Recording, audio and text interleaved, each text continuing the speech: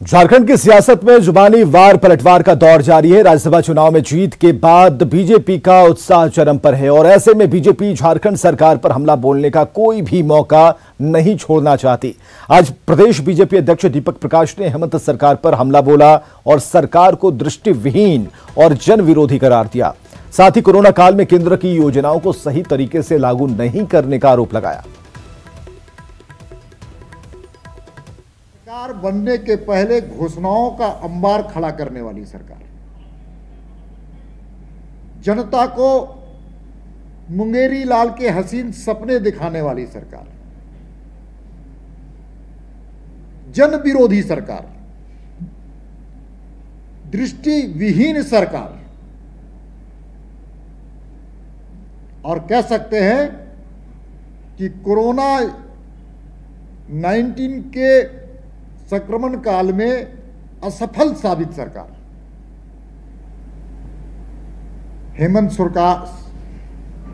हेमंत सोरेन जी का भी बयान आया है। और इधर बीजेपी के हमले के बाद जेएमएम ने अपनी प्रतिक्रिया दी है। जेएमएम महासचिव सुप्रियो भट्टाचार्य ने बीजेपी को प्रपंच नहीं करने की सलाह दी। सीबीआई बुरे काम जो यहां पर हुए पिछले 5 वर्षों में, वो सभी चीजें अब उभर के सामने आ रही। एक एक विभाग को अब देखा जा रहा था कि 5 वर्ष तक किस प्रकार लोगों ने लूटा है और इसलिए अब स्वाभाविक तौर पर भारतीय जनता पार्टी को एक तिलमिलाहट का सामना करना पड़ रहा है और वो इसके लिए उनको अब मानसिक रूप से तैयार हो जाना चाहिए कि उनके जमाने के कुछ नामी गिरामी पदाधिकारी रहे लोग, नामी गिरामी नेता लोग को अब एक बहुत सुरक्षित स्थान पर हम लोग सरकार के विवेचना के बाद उनको रहना पड़ेगा और लंबे समय तक रहना पड़ेगा। इस बात के लिए मानसिक रूप से तैयार रहना चाहिए। और इधर बीजेपी अध्यक्ष दीपक प्रकाश के बयान को कांग्रेस ने हास्यास्पद बताया है। प्रदेश कांग्रेस के कार्यकारी अध्यक्ष राजेश ठाकुर ने कहा कि बीजेपी को सहयोग और संयम से काम लेना चाहिए। तरह से वो अपने प्रेस कॉन्फ्रेंस में प्रधानमंत्री जी को लेकर के अपनी पीठ थपथपा रहे थे। उनको शायद ये मालूम नहीं है कि जनता के पैसों से वो चना और चावल बटेगा। वो ऐसी बात कर रहे थे मानो भारतीय जनता पार्टी और नरेंद्र मोदी जी की का स्वयं का कोष हो, जिससे गरीबों के बीच में चना और चावल का वितरण किया जाएगा। हम समझते हैं कि दीपक प्रकाश जी अभी तुरंत अध्यक्ष बने हैं, सत्ता से बाहर होने के बाद तो संयम बरतते हुए राज्य सरकार जो काम कर रही है उसमें सहयोग करना चाहिए। तो प्रदेश बीजेपी की नई टीम का गठन जल्द से जल्द हो सकता है। प्रदेश अध्यक्ष दीपक प्रकाश के दिल्ली से लौटने के बाद राज्य स्तर पर सुगबुगाहट तेज हो चली है।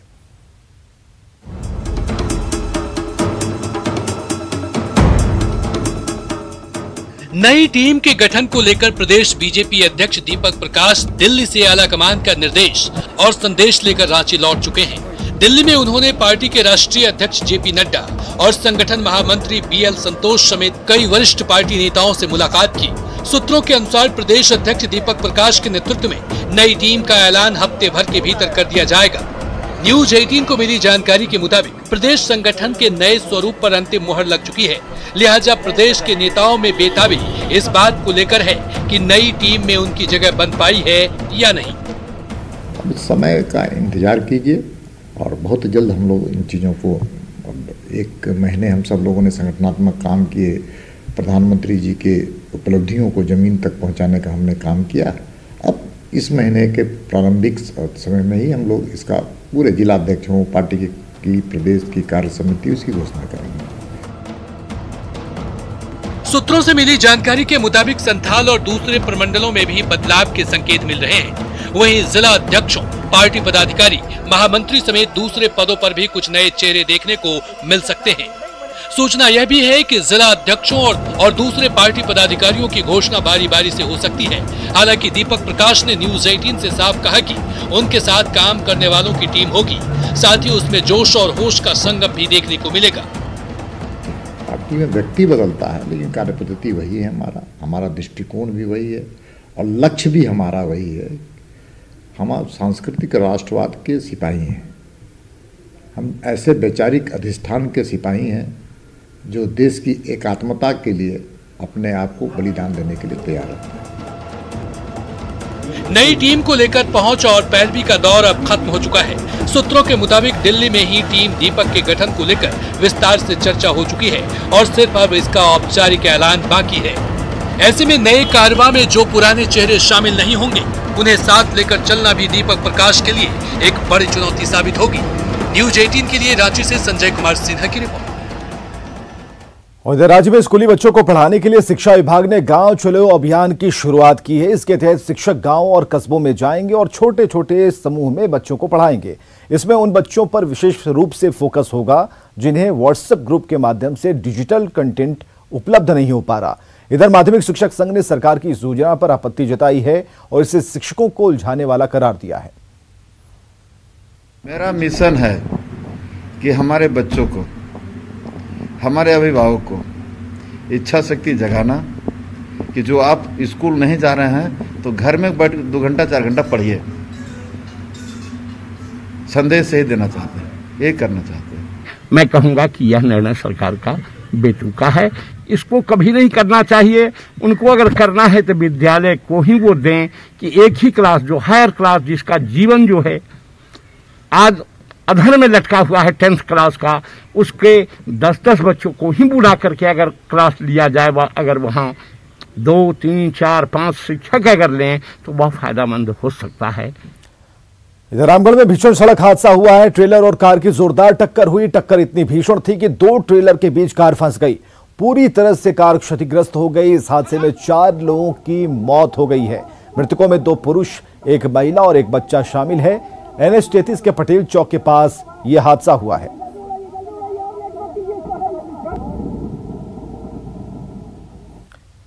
और जामताड़ा सदर अस्पताल में कल डायलिसिस के दौरान एक मरीज की मौत हो गई। दरअसल डायलिसिस सेंटर में डॉक्टर के बदले कंपाउंडर ही डायलिसिस कर रहा था। इसी दौरान अस्पताल के SRL लैब में काम करने वाले कर्मचारी की मौत हुई। कंपाउंडर के मुताबिक देवघर से doctor Manoj Kumar video conferencing के जरिए डायलिसिस की देखरेख करते हैं, जिनकी निगरानी में कंपाउंडर मरीज का इलाज कर रहा था। और इस घटना के बाद स्वास्थ्य विभाग में हड़कंप मच गया। उपायुक्त ने सिविल सर्जन से रिपोर्ट मांगी। स्वास्थ्य मंत्री बन्ना गुप्ता ने भी गंभीरता दिखाई और जांच के निर्देश दिए। पहले जब नीडल लगाया था उसके पहले वो सेंसलेस था, बहुत सेंसलेस के टाइम में हो रहा था, ऐसा मतलब डर लग रहा था उसको बहुत समझाया था अच्छी तरह से। उसके बाद क्या हुआ, उसको मैं नीडल लगाने के लिए जब गया तो उसी टाइम वो सेंसलेस हो गया, तो उसको और नीडल नहीं लगा, बाहर निकल के उसको डेक्सट्रोज वगैरह, उसके साथ साथ जो हम लोगों को मेडिसिन देना चाहिए वो मेडिसिन देके CPR देके उसको रुक नहीं पाया। तो फिर डेथ कैसे किया? डेथ हुई तो सेंसलेस होके धीरे धीरे वो। नहीं, इस संदर्भ में मैंने बहुत इसको सीरियसली लिया है। इसके लिए मैंने सिविल सर्जन और जो ये डिप्टी सुपरिटेंडेंट सदर अस्पताल हैं उनको पूरी तथ्यों से अवगत कराने का 24 घंटा का समय दिया है। किसी की भी जान माल की सुरक्षा होनी चाहिए।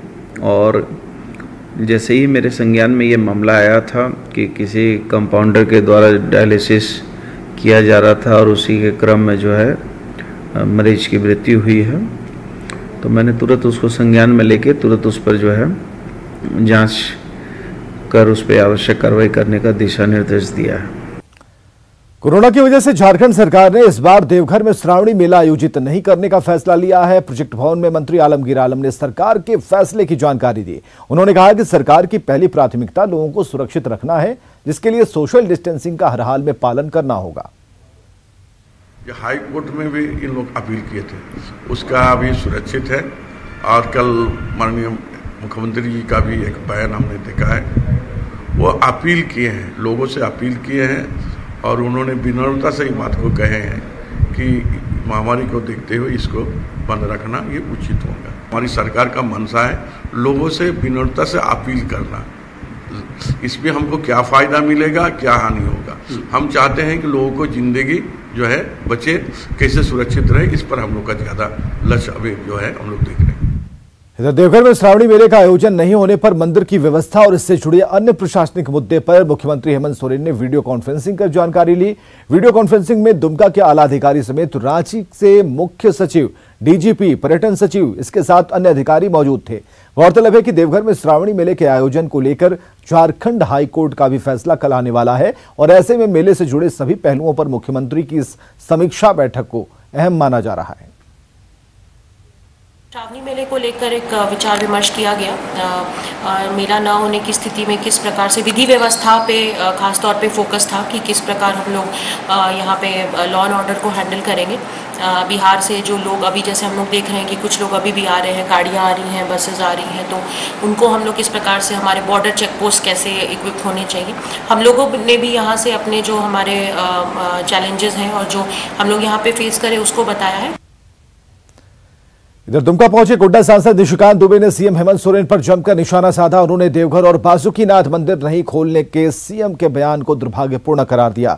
सांसद ने कहा, देवघर का मामला अभी कोर्ट में लंबित है और ऐसे में कोर्ट के फैसले के पहले सीएम का बयान कोर्ट की अवमानना है और वे सीएम के बयान के खिलाफ हाईकोर्ट में याचिका दायर करेंगे। देखिए, कल जो मुख्यमंत्री जी का बयान आया ये काफी दुर्भाग्यपूर्ण है और दुर्भाग्यपूर्ण इसलिए है कि कल कोर्ट का फैसला आना है और माननीय न्यायालय जो भी फैसला करेगा वो सबों को मान्य होगा। अभी मैं कैसे बता सकता हूं कि मंदिर खुलेगा नहीं खुलेगा, सरकार ने अच्छा फैसला लिया बुरा।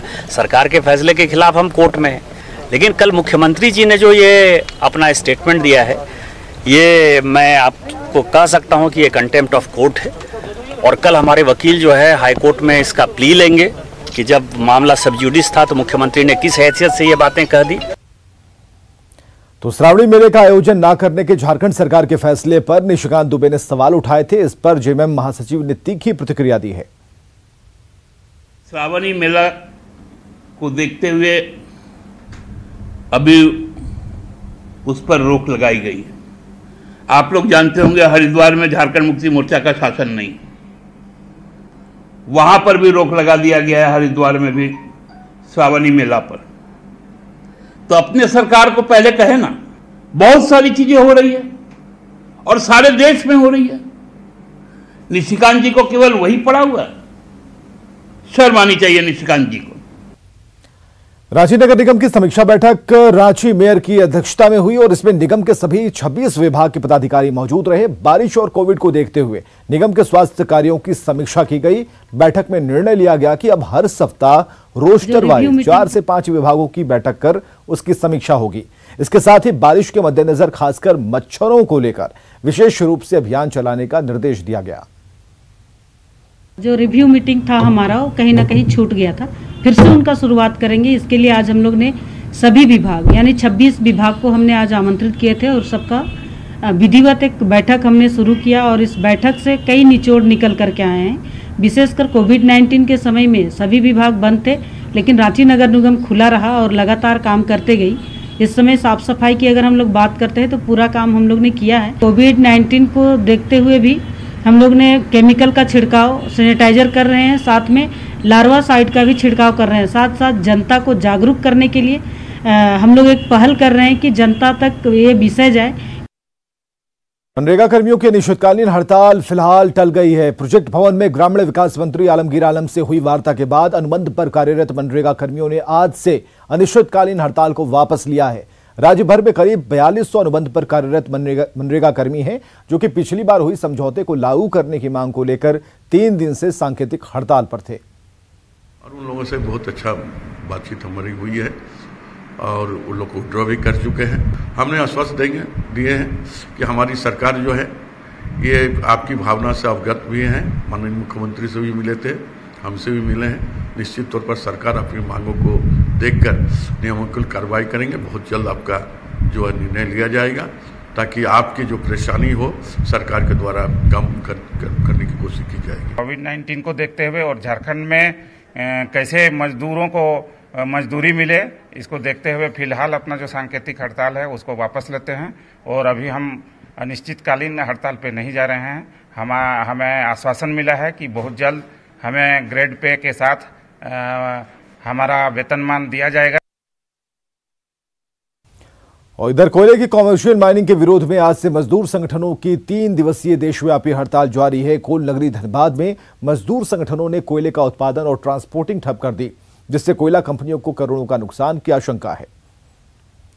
माइनिंग के विरोध में देश भर में मजदूर संगठनों ने कोयला उद्योग से जुड़े संस्थान में हड़ताल किया है, विरोध प्रदर्शन किया है। कोयले का उत्पादन पूरी तरीके से ठप कर दिया है। उसका धनबाद में भी व्यापक असर दिख रहा है। कोयले के उत्पादन में तो व्यापक असर दिख रहा है, कोयले के ट्रांसपोर्टिंग और डिस्पैच में भी व्यापक असर दिख रहा है। इस वक्त हम धनबाद के झरिया में लोधना कोलियरी में है। लोधना में यहाँ पे रैक लोडिंग पॉइंट बनाया गया है। मेरे पीछे आप देख सकते हैं किस तरह से कोयला यहाँ पे स्टॉक हो गया है। इस कोयले को रैक में लोड करके दूसरी जगह ट्रांसपोर्टिंग किए जाते हैं। पावर प्लांट में सप्लाई होते हैं, स्टील प्लांट में सप्लाई होते हैं। इसके अलावा अन्य एजेंसी जो BCCL या कोल इंडिया से कोयला खरीदती है वहाँ पे सप्लाई होते हैं। लेकिन ट्रांसपोर्टिंग ठप होने से पूरे व्यवस्था पे सवाल खड़ा हो रहा है, क्योंकि जिनको यहाँ से कोयले की ज़रूरत थी उनको खासा नुकसान होगा। कोयले का डिस्पैच नहीं होने से BCCL के साथ साथ कोल इंडिया को नुकसान होगा। ये हाईवा ट्रक भी खड़ी है, कोलियरी के इलाके से हाईवा ट्रक यहाँ पे कोयला डंप करता है और यहाँ से फिर रैक में लोड करके दूसरे स्थान पे भेजा जाता है। जिस जगह पे हम खड़े यहाँ पे प्रत्येक दिन 12 से 15 रेलवे के रैक यहाँ पे लगते हैं और लोड होकर दूसरे जगह पे जाते हैं। लेकिन जिस तरह से आज ट्रांसपोर्टिंग और डिस्पैच को बाधित किया है, उसका यहाँ पे ताज़ा नज़ारा आपको दिख रहा है कि रेलवे के रैक यहाँ पे खड़े हैं। 3 दिनों तक ये हड़ताल रहेगा और किस तरह से फिर इस मामले को लेकर के कोल इंडिया पहल करती है कि मजदूर संगठनों ने जो हड़ताल किया वो कैसे समाप्त हो। लेकिन कह सकते हैं इस हड़ताल का व्यापक असर दिख रहा है और इससे BCCL के साथ साथ कोल इंडिया को भी करोड़ों रुपए का नुकसान हो रहा है। दिलीप कुमार, न्यूज़ 18 धनबाद। उधर धनबाद में BCCL के बस्ता कोला क्षेत्र के राजापुर परियोजना में असमय ब्लास्टिंग होने से लोगों में अफरा तफरी रही। यहां ब्लास्टिंग में दोबारा राजपार बस्ती के कई घरों को पत्थर गिरने से नुकसान पहुंचा। एक महिला समेत 2 लोग घायल हो गए। घायलों को अस्पताल ले जाया गया और हंगामा कर रहे लोगों को शांत कराने की कोशिश की गई। पुलिस को काफी मशक्कत करनी पड़ी।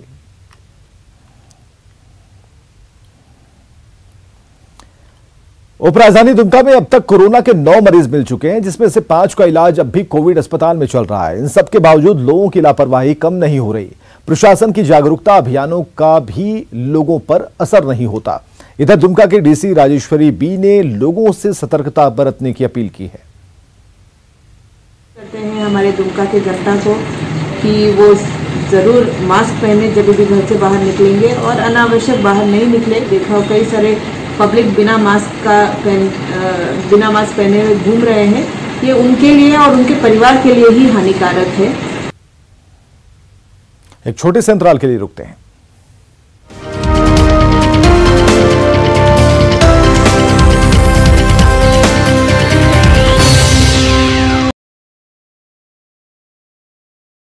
कोशिश है झूठ छानकर सच दिखाने की, हौसला बनकर हर पल साथ निभाने की।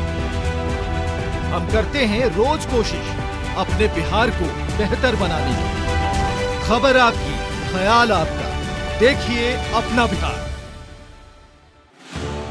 रोज बढ़ रहा है आगे, रोज गढ़ रहा है इतिहास, साथ ही आज लड़ रहा है कोरोना से। जानिए झारखंड की सुबह शाम की तमाम हलचलों की खबर जोहार झारखंड में। हर गांव देखेगा, हर शहर देखेगा।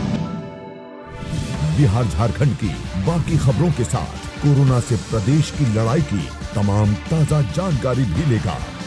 गांव शहर 100 खबर रोज सिर्फ न्यूज़ 18 पर।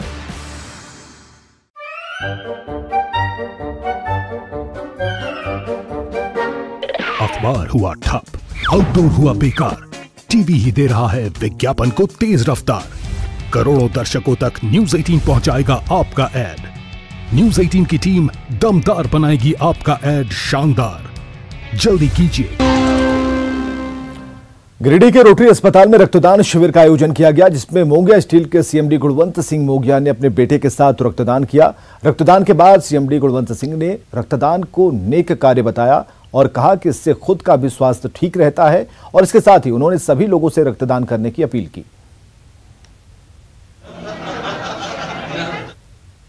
डे है और हम लोग के लिए बड़ी खुशी की बात है कि हर साल की तरह इस साल भी जैसे नई टीम आती है तो बहुत सारे कार्यक्रम शुरू होते हैं, जिसमें पहला कार्यक्रम आज ब्लड डोनेशन कैंप किया गया है और जिसमें सारे हमारे मेंबर्स बढ़ चढ़ के भाग ले रहे हैं। मैंने भी अपना 1 यूनिट ब्लड दिया है और मुझे आते देखकर मेरा बेटा भी उत्साहित हो गया और इसने भी अभी हमारे साथ ही 1 यूनिट में अभी ब्लड दिया है और हम लोग दोनों एक साथ अभी खून दे करके लौट रहे हैं और मुझे बड़ी खुशी है कि अच्छी शुरुआत के साथ हम लोग रोटरी का कार्यक्रम शुरू कर रहे हैं।